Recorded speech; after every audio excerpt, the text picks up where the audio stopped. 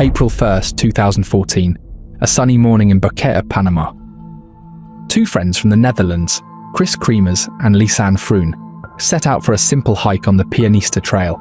They had a backpack, a camera, and a borrowed dog trotting at their side. It was supposed to be a few hours. By nightfall, they hadn't returned. The next morning, the dog was back, but the girls weren't. Over the days that followed, Boquete became a town gripped by fear and confusion. Search teams scoured the jungle. Helicopters searched from above. Their parents flew in from Amsterdam, desperate for answers. None came. Weeks later, when a backpack surfaced miles away, investigators thought they'd finally found their lead. But what was inside only raised more questions. Phones that had been turned on and off for days, photos taken in complete darkness, and remains that told two very different stories of death. The winters in the Netherlands are always harsh, and the winter of 2013 was no different.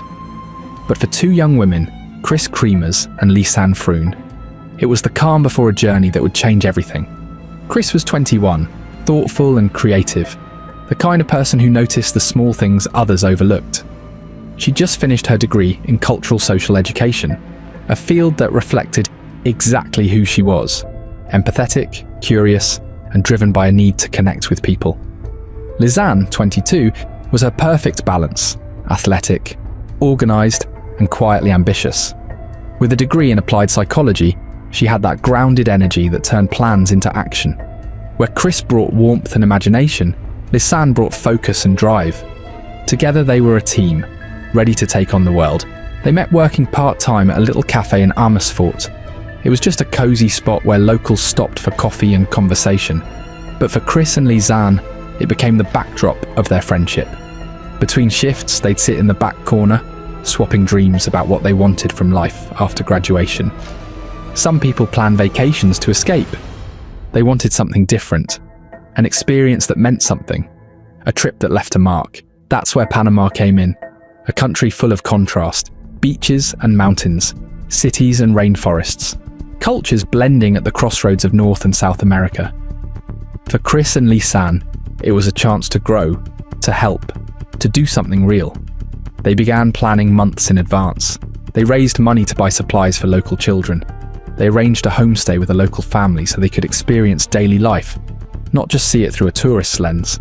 They even signed up for Spanish lessons in the town of Boquete, tucked into Panama's highlands, where they'd also be volunteering at a school.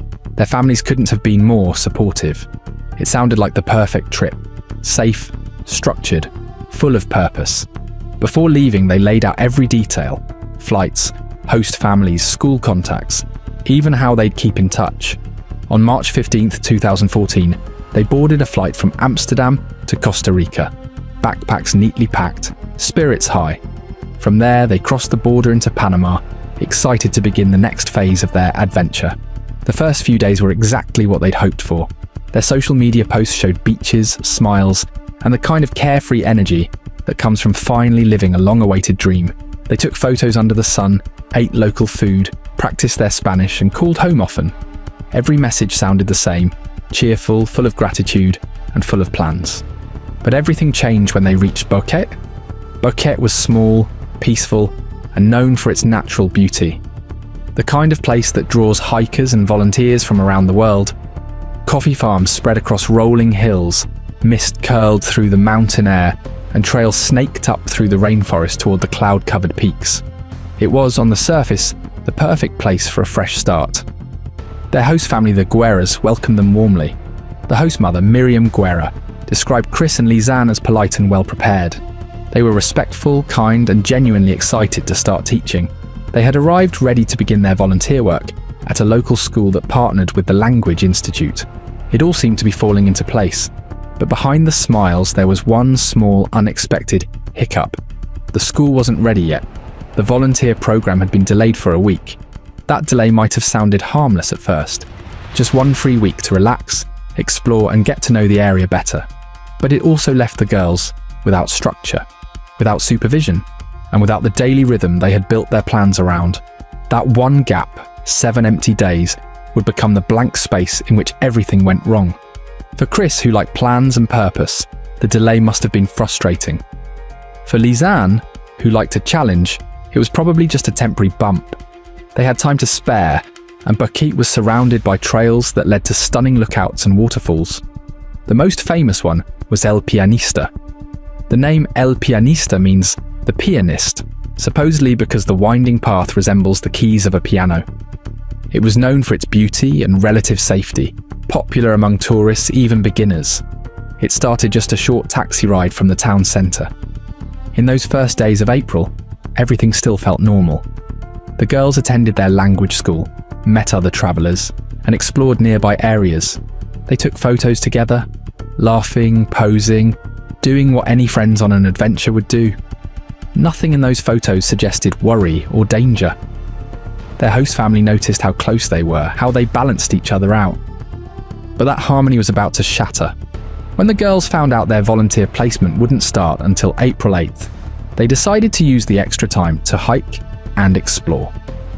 It was meant to be a short trip, a quick escape into nature before their real work began. But that journey would be the last time anyone would ever see them.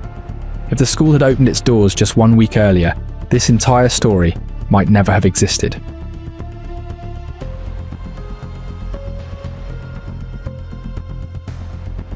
The trail is easy and only supposed to take 3 hours round trip.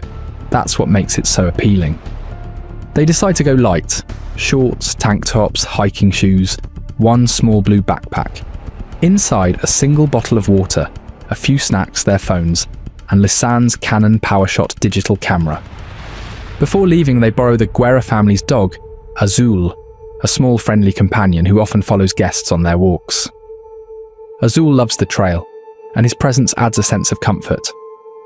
Around 10 a.m, the two girls set off, waving goodbye to their host family. By 11 a.m, they're seen at the base of the trail. A local guide spots them passing the small cafe that marks the entrance. He remembers them smiling, polite and cheerful. They tell him they're heading up the Pianista Trail, just for a few hours. He nods, wishing them a good hike. The trail begins gently, a narrow dirt path lined with coffee bushes and banana trees. It's the kind of route that feels easy at first, the incline so gradual it doesn't seem like you're climbing at all. The girls start taking photos, and those images, time-stamped on Lisanne's Canon, will later become crucial clues. The first pictures show bright sunlight, open skies, and both of them grinning. Kris throws her arm around Lisanne's shoulder, the two of them beaming with that post-adventure excitement. As they climb higher, the path begins to change. The air cools, the trees grow taller, and mist starts to roll in. The rainforest becomes dense, green and alive. The sound of birds mixes with the crunch of wet leaves underfoot. The higher they go, the quieter it gets. The laughter and chatter in the photos fade into stillness. The Pianista Trail is known for this. It starts clear and friendly, but grows wilder the deeper you go. Locals say the trail can play tricks on your sense of direction.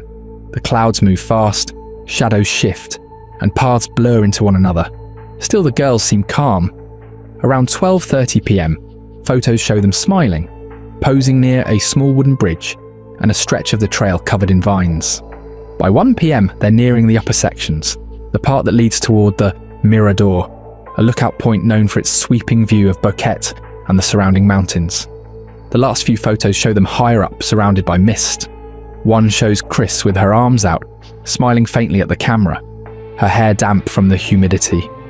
Another shows Lisanne leading the way up a steep slope, trees pressing close on both sides. They're about 2 hours into the hike now, somewhere near the halfway mark. Then comes one photo that stands out, a shot of Kris taken from behind.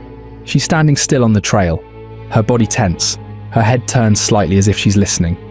Her shoulders are raised, her posture stiff. The photo feels uneasy, quiet in a way that doesn't fit the others. That picture is time-stamped around 1:30 p.m. It's the last known image of them alive. From there, the trail continues upward to the Mirador, a wooden cross marking the top. For most hikers, that's where the journey ends. You take in the view, rest, and then head back down before the afternoon rains roll in. But the Pianista Trail doesn't really end. Beyond the Mirador, the forest opens into unmarked terrain that leads deep into the Continental Divide. That's where the jungle begins. Locals warn hikers never to go beyond the cross without a guide. The weather changes fast and the paths disappear into overgrown foliage.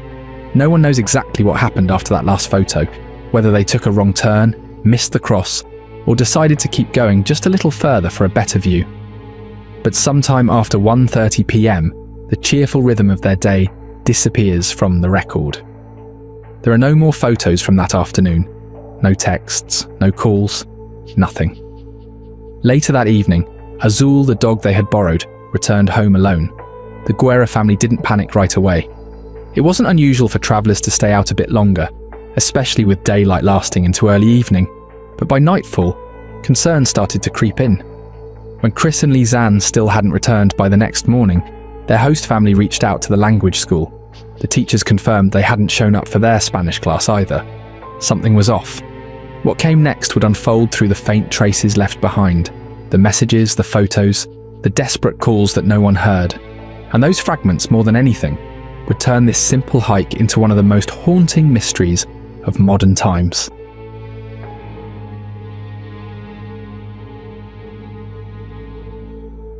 The school, realising something was very wrong, contacted their parents back in the Netherlands. The families were told the girls hadn't returned home, hadn't checked in, and hadn't been seen since the previous day's hike.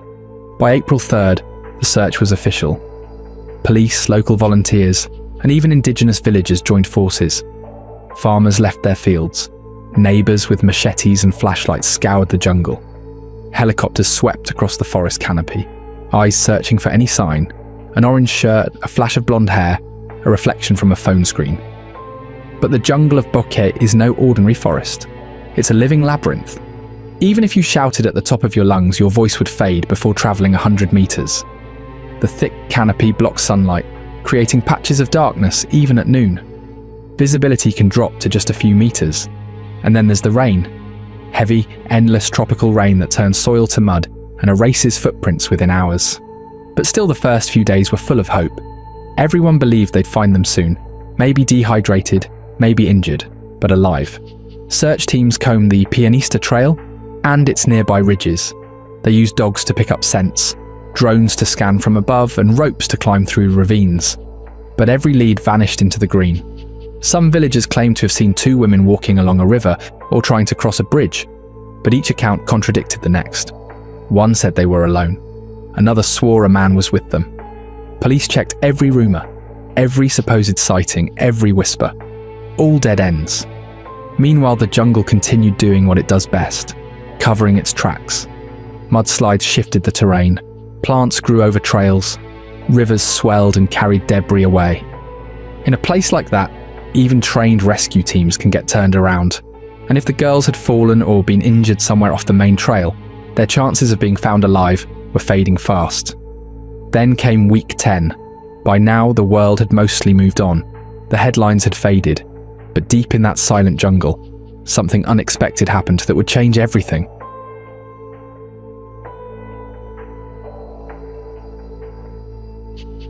"70 days after Kremers and Lisanne Froon vanished into the Panamanian jungle, a local woman from the Ngabe tribe walked into the Boquete police station, carrying something that made every investigator stop what they were doing. It was a blue backpack, worn but intact, zipped neatly shut and surprisingly clean. She said she'd found it near a riverbank close to her village, Alto Romero, miles away from the Pianista Trail, where the girls had last been seen. At first, officers thought it was just another false lead. Over the past 2 months, they'd received dozens of tips, most turning out to be discarded belongings from hikers or tourists. But when they opened the bag, the room fell silent. Inside were 2 pairs of sunglasses, 2 bras neatly folded, $83 in cash, a single plastic water bottle, a passport belonging to Lisanne, a medical insurance card, a Canon digital camera, and 2 phones, one iPhone belonging to Kris, and a Samsung Galaxy belonging to Lisanne. Everything was in perfect condition. And yet, the woman who found it said it had been raining almost non-stop for weeks. The river it supposedly washed down from was flooded, strong enough to uproot trees. So how could this backpack look like it had just been placed there hours ago? Investigators examined it closely. The seams weren't torn, the zippers worked fine, even the cash was crisp. Nothing inside was smeared or smudged. That meant one thing: someone had likely set it down there, carefully, as if they wanted it to be found. The woman insisted she hadn't seen it the day before. She passed that same spot often and swore it had appeared overnight.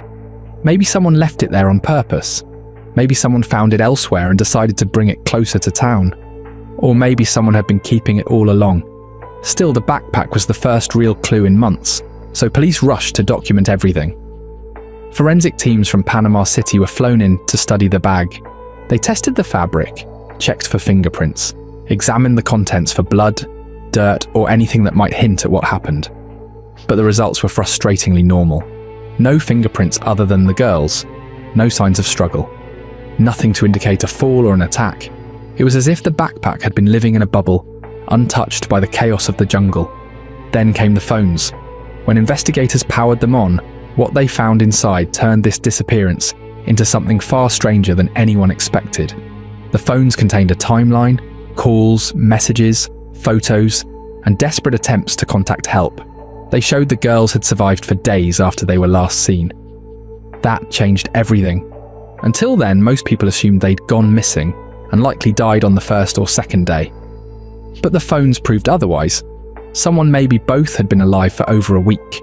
The iPhone's log showed that on April 1st, the day of the hike, both phones were used to call 112, the Dutch emergency number, and 911, Panama's local one. The first attempt was made just hours after they set out. They must have realised something had gone wrong that same afternoon. But the calls never connected. There was no signal deep in those mountains. On April 2nd, more calls were made, then again on April 3rd, 4th and 5th. Short bursts of desperate attempts, then silence. Each time the calls failed to go through. The phone's batteries were draining fast. By April 6th, the Samsung was turned off, most likely to preserve its remaining power. From that point, only the iPhone was used periodically. But then something odd started happening. From April 7th onward, the phone logs showed attempts to unlock the device. Wrong passcodes entered multiple times. That detail sent a chill through investigators. Up until April 6th, every entry made sense. Short, frantic calls, clear effort to get help. But after that date, it was as if someone else was handling the phone, trying random passcodes and failing each time. Was Kris already gone by then, leaving Lisanne to try and use her friend's phone? Or had someone else found it altogether? Even stranger, the iPhone continued being turned on for weeks, until April 11th, 10 days after they'd vanished. 10 days. That means whoever was alive kept trying, hoping against hope that maybe the phone would pick up a signal. But none of the calls ever connected. Each attempt was like a cry into the void. Then came the camera. The Canon contained over 100 photos. The first few were ordinary smiling shots from the early part of the hike on April 1st. Bright daylight, blue skies, clear trails. The last of those happy photos showed the two women standing together on a viewpoint near the divide where the forest begins to turn dense and wild. But then, the timeline took a dark turn. After April 1st, the next batch of photos were taken days later and at night. Pitch black, flash photography in total darkness. There were over 90 nighttime photos captured between April 8th and 11th. Long after the girls had stopped making calls, they showed fragments of the jungle, the edge of a ravine, rocks, twisted branches, what looked like pieces of clothing or plastic bags. Some say one photo even shows the back of Kris's head, suggesting Lisanne was still alive, trying to use the camera to signal for help or document something. But that part comes later. For now, the investigators didn't know what to make of the backpack's perfect condition. If it had truly been floating down the river, it should have been soaked, torn, maybe even missing some items. Instead, it looked untouched, as if someone had gently carried it there, opened it, then closed it again. The local villagers who joined the search believed that detail was no accident.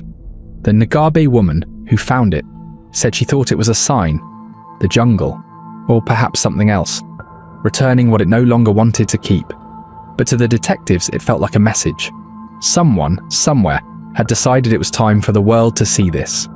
When the news broke, the families who had stayed in Panama all this time rushed to the police station. For the first time in months, they had something concrete to hold on to. The bag was proof their daughters had survived beyond the first night, proof they'd tried to get help, proof they'd fought to stay alive. But with that hope came a darker realization.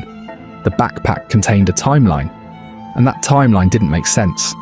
To the police, the evidence suggested one thing. Someone might have been with them after April 1st. Someone who kept the bag safe, maybe even dry. Someone who decided weeks later to place it by the river where it would be found.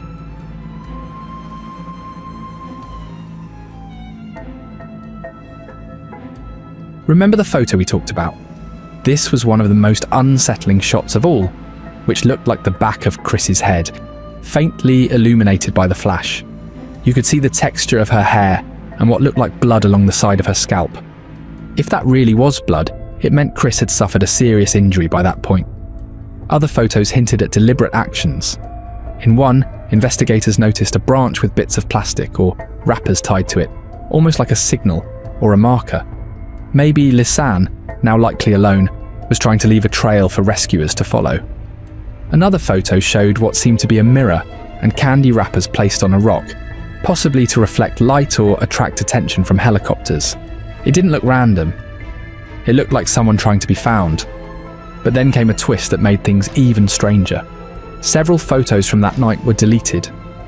It was the only time during their entire trip that any images were intentionally removed. On every other day, every photo remained. They were organised, careful travellers. So what happened that night that someone wanted to erase? Investigators later used recovery software to search for the missing images, but they were gone beyond retrieval. That meant one of two things. Either the deletion was done by someone who knew what they were doing, or the files were removed by an event or a person after the girls were gone.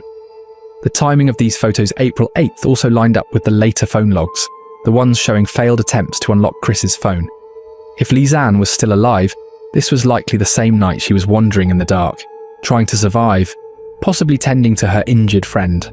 Still, some photos just defied explanation. One image looked like a blurry close-up of fabric, possibly the inside of a backpack or clothing. Another seemed to capture the outline of a shoe, but in such poor light that it was impossible to confirm whose it was. A few appeared to show small reflective dots, which some believed were raindrops or eyeshine from animals. Even more disturbing was what came after. The final photo taken in that sequence showed a patch of rock, possibly the same ledge seen earlier. No human figures, no sky, just a rough, uneven surface that looked wet. Investigators couldn't tell if it was water or blood. The timestamp on that last photo was 4:10 a.m, and then the camera stopped recording, forever. For an entire week, there were no more pictures, no more signs of life. Forensic analysts from the Netherlands spent months trying to reconstruct what happened that night.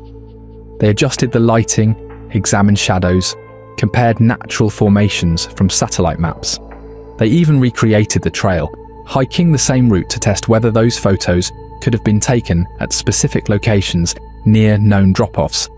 They concluded that most of the shots were likely taken off the main trail, somewhere on the Caribbean side of the divide, far beyond where any tourist should have gone. That raised another question. How did they get there? The jungle between the trail and Alto Romero, where the backpack was later found, was so thick that locals avoided it. It wasn't a place hikers accidentally wandered into. It was a place you only reached after getting lost or being led.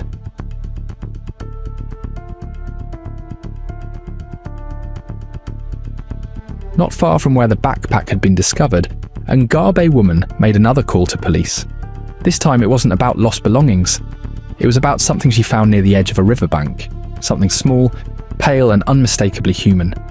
It was a boot. A hiking boot. The left one. The laces were still tied neatly, just the way Lisanne had worn them when she'd left for the Pianista Trail. Inside it, still attached, was her foot, perfectly preserved down to the toenails. Investigators froze when they saw it. There were no signs of tearing, no bite marks, no indication that an animal had done this. The boot itself looked almost untouched. No mud clumps, no mould, no heavy water damage. Just a light coating of grime from being out in the elements. That detail would haunt everyone who studied the case later. It suggested one thing.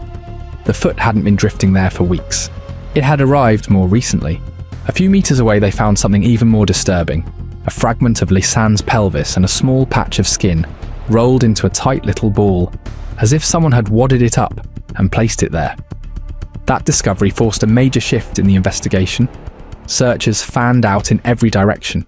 Helicopters hovered, cadaver dogs were brought in, the riverbanks were combed inch by inch, and then a few days later they found the first trace of Kris. Her remains weren't like Lisanne's. Where Lisanne's body parts still had some flesh, Kris's bones were stark white, stripped completely clean. A piece of her rib, part of her shin, fragments of her jawbone, all scattered over a wide area, sun-bleached and polished like they'd been sitting there for months. The forensic team in Panama was baffled. 2 young women lost at roughly the same time, in roughly the same area, yet their remains told 2 very different stories. Lisanne's remains suggested a relatively recent death, her skin still supple in places, the foot unblemished by decay. Kris's remains looked ancient in comparison, her bones as if they'd been deliberately cleaned or chemically treated. A local anthropologist named Dr. Humberto Araujo studied the bones under magnification. What he found only deepened the mystery. The bleaching, he said, wasn't typical of natural weathering. It looked more like exposure to a chemical agent, possibly lime. That was an odd claim to make in a tropical rainforest. Lime isn't something you stumble across by accident. It's something used intentionally, in construction, sanitation, or, more grimly, to speed up decomposition. But the official report brushed that aside. They labelled the deaths accidental, caused by a fall, river injury, or simple disorientation. Case closed. Yet there was no direct evidence of a fall. No broken bones consistent with tumbling down a cliff. No deep wounds, no torn fabric, no shredded footwear. And the condition of the clothing raised more questions than it answered. Despite Panama's relentless humidity, despite months of rain, there was no fabric rot, no mold. The few scraps of clothing found, pieces of denim shorts and a tank top, looked oddly clean, as if they'd been washed. To make matters worse, the bones were scattered in ways that didn't line up with a simple accident. Kris's femur was found hundreds of meters from her rib. Lisanne's bones, on the other hand, were clustered closer together. Animals could have moved them, sure, but the jungle was strangely quiet in that region. No big predators, no scavengers known for dragging remains over such distances. Even more unsettling were the tiny details. The rolled-up skin, for instance. No one could agree on what it meant. Some experts suggested it was just the result of natural curling, as tissue dried. Others weren't convinced. For Kris's bones, the clean surfaces were another problem. When the Dutch forensic team reviewed the samples under UV light, they found almost no traces of organic residue. That would be unusual even after months of exposure. Bones in tropical climates typically stain dark from soil and vegetation. These, however, were pristine, white and smooth. Then there was the timeline problem. If Kris and Lisanne had both gone missing the same day, April 1st, and if both had died within days of each other, how did one body decompose so much faster than the other? Tropical heat can accelerate decay, but not that unevenly. Not unless their bodies had been treated differently or exposed to totally different environments. Some speculated that one of them, possibly, Lisanne, survived for days after Kris died. That would align with the phone logs, where Lisanne seemed to be the one still trying to call for help.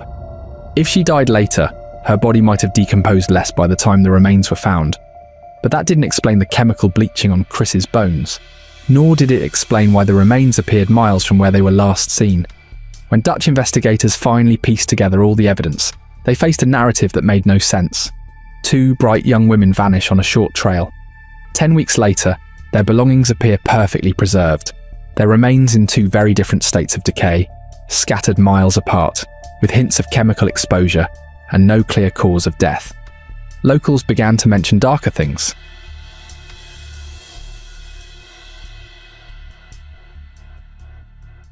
Boquete is beautiful, but it's not as innocent as it looks. The town has a quiet undercurrent. Drugs, trafficking, disappearances that never make the news. Some people say Kris and Lisanne walked into the wrong part of that world. On the day of their hike, they were last seen having lunch with a local guide. He was never charged, but inconsistencies in his story caught attention. He said they'd planned a hike together, then claimed they went alone. Later, he led search teams toward areas that just happened to produce clues. Another version suggests they were followed. 2 young, tall, red-haired Dutch girls would have stood out immediately in a small Panamanian town. Locals say a few men were seen near the trail that day, people who didn't look like tourists. Boquete has stories, the kind that locals only share after dark. Talk of rituals, sacrifices and gatherings in the hills. Some believe there are groups who practice old indigenous rites, or worse, modern cult activity hidden behind spiritual tourism. The photos taken in the dark, with flashes lighting up stones and branches, fuel this theory. Some think the girls stumbled upon one of these rituals and were captured. Others say the images show symbols, small arrangements of rocks that look intentional. Even the number of photos, over 100 taken in one night, feels ritualistic, almost obsessive. Why that many? Why keep shooting when the battery is dying? Skeptics dismiss it as superstition, but the locals don't. They say the jungle is a living place, one that protects its secrets. There's talk of an abandoned site deep in the mountains where strange noises are heard at night, where candles and animal remains have been found. It's impossible to prove, but the unease remains. Some believe the girls were victims of something not human. The rainforest in Panama is ancient, filled with legends of spirits that guard the land. Locals talk about duende, mischievous forest beings that lure travelers away from the path. Others go further, claiming the jungle has a kind of pull, a magnetic anomaly that scrambles compasses and affects electronics. That might explain why the girls' phones and cameras behaved so strangely, turning on and off at odd hours, deleting files without clear reason. Each theory offers a path, yet every path loops back to the same fog. The accident theory explains the tragedy, but not the strangeness. The foul play theory explains the strangeness, but not the evidence gaps. The cover-up theory explains the manipulation, but not who started it. And the darker theories, ritual or supernatural, explain the fear, but not the facts. There's no clean answer, only contradictions that refuse to die. What we're left with is a reality that two young women walked into the jungle and never came out. And the truth, whether buried by nature, by people, or by something else entirely, remains buried still. Even today, hikers still stop at Mirador.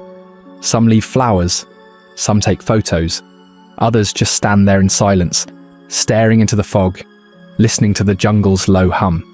They say if you're quiet enough, you can hear the river far below, the same river where parts of the girls' remains were found.